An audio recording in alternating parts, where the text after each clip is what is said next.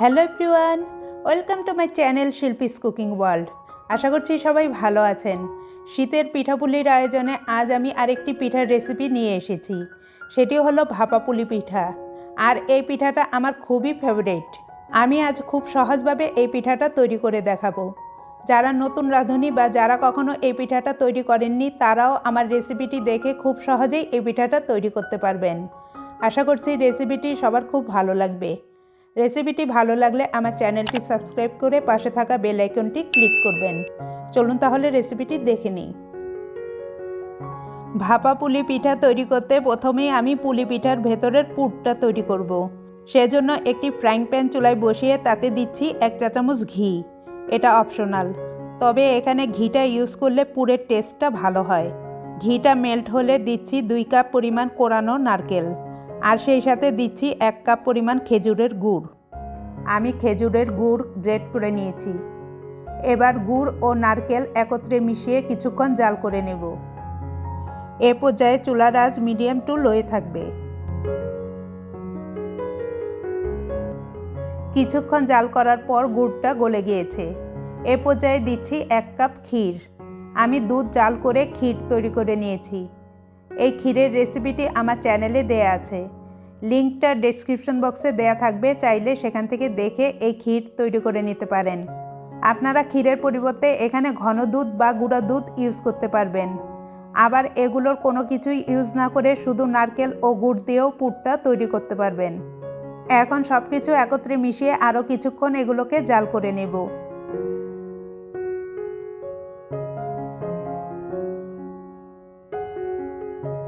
পুরটা এখন আমার হয়ে গেছে। একটু নরম থাকা অবস্থায় পুরটাকে নামিয়ে নিতে হবে, ঠান্ডা হলে আরও শক্ত হয়ে যাবে।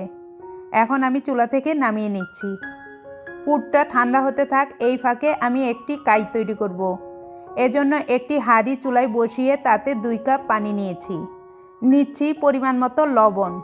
এখন আমি ওয়েট করছি পানিটায় বলক আসা পর্যন্ত। পানিটায় বলক এসে পড়েছে, পানিটা এখন টকবক করে ফুটছে। এ পর্যায়ে আমি পানির মধ্যে দিচ্ছি 2 কাপ চালের গুঁড়া।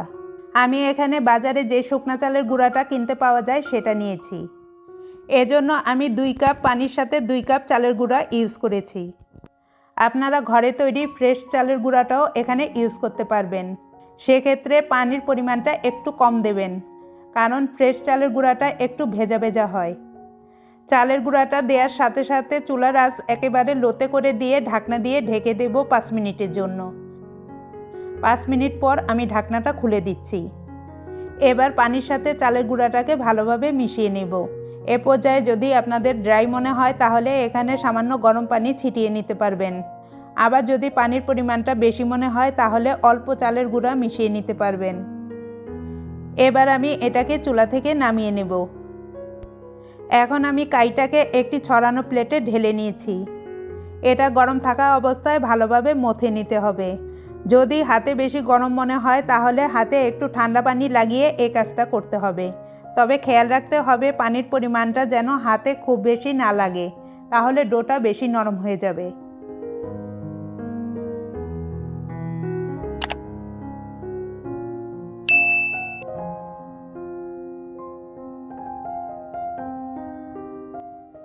এখন ডোটা আমার মথা হয়ে গিয়েছে। এবার আমি ডোটাকে অন্য একটি পাত্রে নিয়ে একটি প্লেট দিয়ে ঢেকে রাখছি। এতে করে ডোটা ড্রাই হবে না। আপনারা ভেজা নিংড়ানো কাপড় দিয়েও ঢেকে রাখতে পারবেন। আজ আমি ট্র্যাডিশনাল ওয়েতে পিঠা তৈরি করব। এখন এই ডো থেকে ছোট একটি লেচি কেটে নিয়ে প্রথমে 2 হাত দিয়ে বলের মতো করে নিচ্ছি। তারপর 2 হাতের আঙ্গুল দিয়ে এভাবে চাপ দিয়ে ঘুরিয়ে ঘুরিয়ে একটি বাটি তৈরি করে নেব। হাতে ডোটা লেগে আসলে একটু চালের গুঁড়া হাতে লাগিয়ে নিয়ে বাটিটা তৈরি করে নিতে পারবেন। আপনারা বেলুন দিয়েও রুটিটা বেলে নিতে পারেন।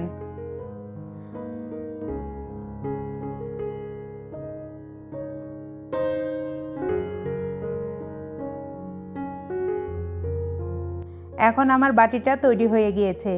এবার এই বাটির মধ্যে আগে যে পুরটা তৈরি করে রেখেছিলাম সেটা নিয়ে নিচ্ছি। পুরের পরিমাণটা আপনারা আপনাদের পছন্দ মতো নিতে পারবেন, তবে খুব বেশি পুর নিতে যাবেন না, তাহলে এটাকে ফোল্ড করে ডিজাইন করতে অসুবিধা হবে।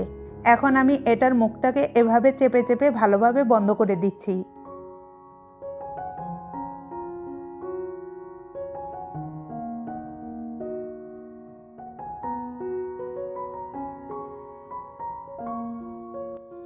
আপনারা এভাবেও পিঠাটা তৈরি করতে পারবেন, কিন্তু আমি একটু ডিজাইন করব। সাইড থেকে একটু চাপ দিয়ে ভেতর দিকে ফোল্ড করে আনলেই একটা সুন্দর ডিজাইন হয়ে যাবে। এই কাজটা আমি আপনাদের বোঝার সুবিধার্থে আস্তে আস্তে করে দেখাচ্ছি। দেখে নিশ্চয়ই আপনারা বুঝতে পারছেন। এটা তৈরি করা খুবই সহজ, একটা তৈরি করলেই বুঝতে পারবেন।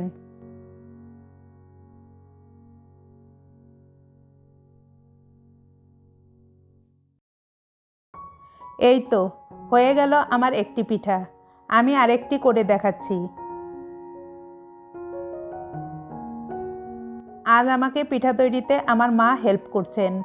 আমার মা খুবই ভালো পিঠা তৈরি করতে পারেন। প্রথমে আমি একটি বাটি তৈরি করে নিচ্ছি।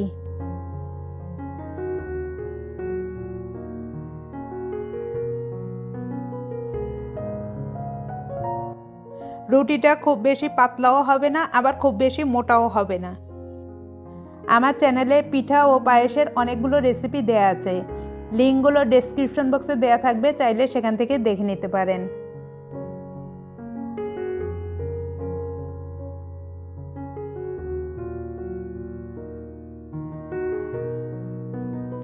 আমার কাছে ডিজাইন করা পিঠাগুলো দেখতে খুব ভালো লাগে, তাই আমি আজ সবগুলো পিঠা এভাবেই বানিয়ে নেব। এখানে একটি হাঁড়ি চুলায় বসিয়ে তাতে পর্যাপ্ত পরিমাণ পানি নিয়ে পানিটা গরম করে নিয়েছি। এই হাঁড়ির উপর একটি ছিদ্রযুক্ত প্লেট বসিয়ে দিলাম। আপনারা যে কোনো ছাঁকনি এখানে ইউজ করতে পারবেন। পানির পরিমাণটা খুব বেশি নেওয়া যাবে না, ছাঁকনিটার গায়ে যেন পানি না লাগে এটা খেয়াল রাখতে হবে। এবার আমি একটি পাতলা সুতির কাপড় বিছিয়ে তার উপর পিঠাগুলো নিয়ে নিচ্ছি। এতে করে পিঠাগুলোর গায়ে সরাসরি তাপ লাগবে না। পিঠাগুলোর গায়ে সরাসরি তাপ লাগলে পিঠাগুলো নিচ থেকে ভিজে যাবে। একইভাবে উপর থেকেও কাপড় দিয়ে পিঠাগুলো ঢেকে দিচ্ছি, কারণ দেখা যায় যে ভাপের কারণে ঢাকনার গায়ে পানি জমে আর সেই পানি উপর থেকে পিঠার গায়ে পড়ে পিঠাগুলো ভিজে যায়। এখন একটি ঢাকনা দিয়ে আমি ঢেকে দিচ্ছি। ঢাকনার ছিদ্রটাও আমি একটি টিস্যু দিয়ে বন্ধ করে দিয়েছি। এ পর্যায়ে চুলার আঁচ মিডিয়ামে রেখে আমি অপেক্ষা করছি 12 থেকে 15 মিনিটের জন্য। 15 মিনিট পর ঢাকনাটা সরিয়ে দিচ্ছি, সেই সাথে চুলাটাও বন্ধ করে দিচ্ছি। এবার কাপড়টাকে সরিয়ে দিচ্ছি। এ কাজটা সাবধানে করতে হবে, না হলে ভাপে হাত পুড়ে যেতে পারে। এখন আমি পিঠাগুলোকে তুলে নিচ্ছি। ঠিক একইভাবে আমি বাকি পিঠাগুলো তৈরি করে নেব। এই তো খুব সহজেই তৈরি হয়ে গেল আমার খুবই মজার ভাপা পুলি পিঠা। এটা দেখতে যেমন সুন্দর, খেতেও ভীষণ মজা। আমি চেষ্টা করেছি একটি পারফেক্ট ভাপা পুলি পিঠার রেসিপি আপনাদের সামনে সহজভাবে প্রেজেন্ট করতে। আমার রিকোয়েস্ট থাকবে এই শীতের মৌসুমে আপনারা আমার রেসিপিটি ফলো করে একবার হলেও বাসায় এটা তৈরি করবেন। দেখবেন সবার খুব ভালো লাগবে। রেসিপিটি ভালো লাগলে ভিডিওটিতে লাইক ও কমেন্ট করবেন এবং সেই সাথে আমার ভিডিওগুলো ফ্যামিলি অ্যান্ড ফ্রেন্ডসদের সাথে বেশি বেশি করে শেয়ার করবেন। আজ এ পর্যন্তই। ভালো থাকবেন এবং সবাইকে ভালো রাখবেন। বাই।